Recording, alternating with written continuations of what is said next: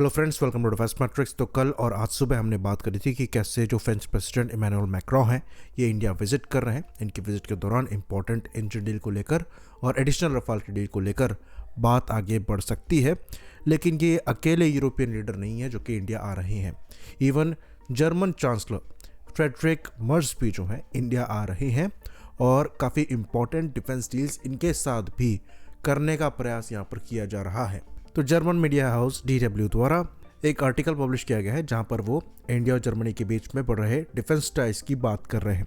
जियो political angle से उन्होंने इस चीज़ को ज़्यादा कवर करने की कोशिश करी है, जहां पर वो इंडिया और रशिया के रिलेशनशिप की बात कर रहे हैं और ये बात कर रहे हैं कि कैसे इंडिया जो है ये वेस्ट के साथ रशिया के अगेंस्ट नहीं जा सकता और इसमें जो डिफेंस इक्विपमेंट्स इंडिया रशिया से परचेज करता है वो एक बहुत बड़ा रीज़न है। इसलिए वेस्टर्न कंट्रीज़ द्वारा कोशिश करी जा रही है जो इंडिया की डिफेंस रिक्वायरमेंट्स हैं उनको पूरा किया जाए।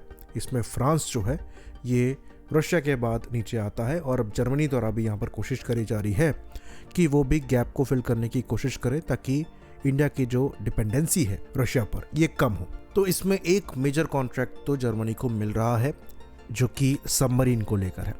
ये चीज़ हम जानते हैं कि प्रोजेक्ट 75I के अंतर्गत करीबन 6 सबमरीन हमारे द्वारा दी जानी है जो कि इंडिया में ही मैन्युफैक्चर होंगी। पर ये जर्मन टाइप 214 सबमरीन का ही एक वेरिएंट होगा जो कि one of the most advance diesel electric submarine है और AIP सिस्टम के साथ आती है। तो जो जर्मन ऑफर है ये काफ़ी इंटरेस्टिंग है और जर्मनी को लीडर माना जाता है जब बात कन्वेंशनल डीजल इलेक्ट्रिक सबमरीन की आती है। इनकी सबमरीन सबसे ज़्यादा एडवांस है और इन्होंने अपनी एडवांस टाइप 214 सबमरीन ऑफर भी करी है। तो यहाँ पर ये जो डील है ऑलमोस्ट फाइनलाइज हो गई है और करीबन $8 बिलियन तक की ये पहुँच सकती है, जिसके अंतर्गत 6 सबमरीन जो है इंडिया में बननी है। तो इस डील के साथ हम आगे बढ़ेंगे और जो स्कॉर्पियन क्लास की सबमरीन हम एडिशनल लेने वाले थे उसको ड्रॉप करके अब इन्हीं सबमरीन को लिया जाएगा। तो $8 बिलियन में खाली 6 सबमरीन को प्रिक्योर करना, क्या ये बहुत एक्सपेंसिव है? आंसर है हाँ। क्या ये स्पेशली जर्मन सबमरीन इतनी ज़्यादा एक्सपेंसिव है? इसका जवाब होगा नहीं। जो एडिशनल स्कॉर्पियन क्लास की सबमरीन्स हम फ्रांस से लेने वाले थे वो भी सिमिलर प्राइस रेंज में पड़ रही थी। यहाँ पर जो प्रॉब्लम है वो ये है कि प्रोजेक्ट 75I के कंक्लूजन में हमने इतना सारा समय वेस्ट किया है कि जो प्रोजेक्ट का कॉस्ट है ये एक्सपोनेंशियली बढ़ गया है। इतनी एक्सपेंसिव ये सबमरीन्स होनी नहीं चाहिए थी पर अब है और इसमें खाली इन्फ्लेशन ही एक की रोल नहीं प्ले कर रहा है बल्कि सप्लाई चेन इशू भी एक बड़ा रीज़न है। तो यहाँ पर हमारी गलती रही कि हमने इतना समय वेस्ट किया है कि अब हम इतना ज़्यादा पे करेंगे। खैर, सबमरीन प्रोक्योरमेंट के बारे में मोरलेस सबको पता है, लेकिन एक और इम्पॉर्टेंट डील है जिसको लेकर जर्मनी यहाँ पर पुश करने की कोशिश करेगा और वो है एयरबस के A400M की। तो ये चीज़ हम जानते हैं कि इंडियन एयरफोर्स की MT की रिक्वायरमेंट है जिसके अंतर्गत एयरबस का A400M ऑफर में है। एयरबस का पहले ही हम C295 इंडिया में मैन्युफैक्चर कर रहे हैं। बहुत जल्दी पहला इंडियन मेड C295 जो है एयरफोर्स को डिलीवर होने वाला है। तो वो प्लेन टाटा द्वारा बनाए जाते हैं और पार्टनरशिप काफ़ी अच्छी रही है और उसी चीज़ को अब एक्सपैंड करने की कोशिश जर्मनी द्वारा करी जा रही है जिसके अंतर्गत A400M को भी वो पुश कर रहे हैं।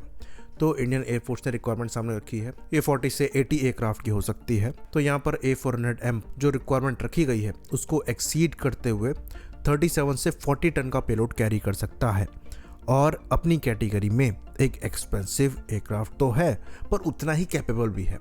तो अगर MT प्रोग्राम के अंतर्गत हम IL-76 के रिप्लेसमेंट्स को भी देख रहे हैं तो उस केस में A400M एक अच्छा चॉइस बनता है और इसको प्रॉपर चैलेंज जो है ये जापानीज C2 से ही मिलता है जो कि सिमिलर कैरिंग कैपेसिटी के साथ आता है और इससे ज़्यादा फास्ट भी है और ज़्यादा रेंज में फ्लाई भी कर सकता है, लेकिन एक्सपेंसिव है। पर जापानीज C2 के साथ केस ये है कि आपको खाली एक ही कंट्री के साथ डील करना है। तो जापान के साथ हम अपने डिफेंस टाइज को इम्प्रूव कर रहे हैं और अगर C2 को लेकर हम आगे बढ़ते हैं तो वो वहाँ पर ज़्यादा बेनिफिशियल हो सकता है।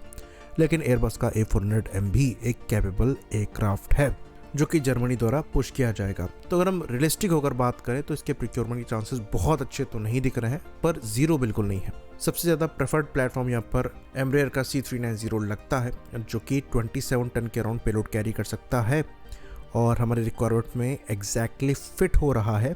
पर अगर मॉडर्न रिक्वायरमेंट के हिसाब से देखें जहाँ पर हम लाइट टैंक्स को भी डेवलप कर रहे हैं तो उसके हिसाब से एयरबस का A400M या फिर कावासाकी C2 ज़्यादा बेटर चॉइस है।